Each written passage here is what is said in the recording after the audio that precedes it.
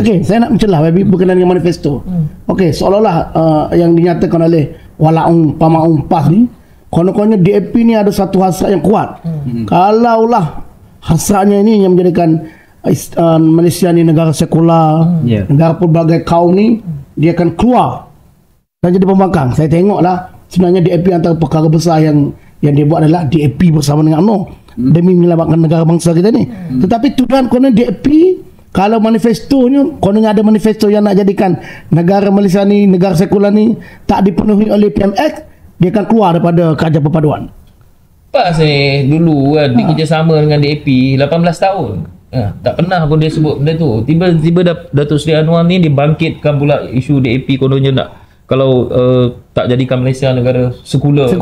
Dia nak tinggalkan. Bila DAP menyebut perkara itu, tapi sebenarnya macam saya sebut, sentimen ini memang sengaja dibangkitkan supaya timbul, dan saya beritahu kadang-kadang penakrifan kita tentang sekular itu pun menjadi isu juga.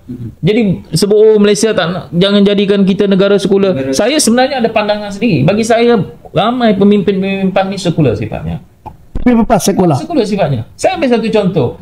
Kalau kita tengok kita selalu bandingkan orang yang sekolah agama itu orang agama, orang yang sekolah kebangsaan itu dianggap sekolah tidak agama. Jadi sebenarnya pemikiran kita sudah sekular. Mereka yang ambil usuluddin, kita kata orang agama. Mereka yang ambil sains, pakar dalam sains, kita rasa dia tidak agama. Tidak sekular pemikiran kita. Sebenarnya semua bidang-bidang dalam kehidupan kita adalah agama. Agama menuntut itu. Patiakan Anda menulis Islam itu ketenteraan, Islam itu kesihatan, Islam itu pendidikan.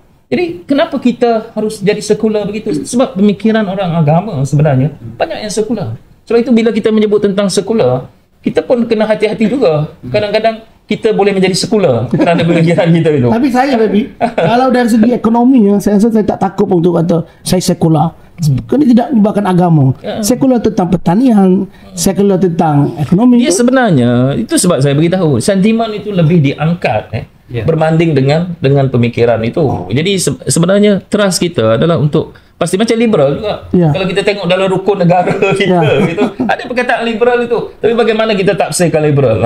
Jadi dia akan memudah mengatakan orang ni liberal, sedangkan masyarakat itu pun tak dapat menakrifkan liberal. Dan bagaimana kita takrifkan dalam rukun negara kita kata liberal itu sendiri. Jadi sebenarnya ini adalah penting dalam kita melihat semua aspek-aspek ini. Tetapi macam saya sebut tadi, semua aspek-aspek ini dalam konteks memanfaatkan ataupun memanipulasi agama dan juga kaum itu memang digunakan seboleh mungkin untuk menimbulkan kebencian. Sebab itu hujah nilai tidak ada di situ, tetapi menimbulkan kebencian dan ketakutan. Jadi bila menimbulkan kebencian dan ketakutan itu, maka masyarakat ada sebahagiannya yang taksub itu akan bertindak berdasarkan kepada kebencian dan ketakutan itu. Jadi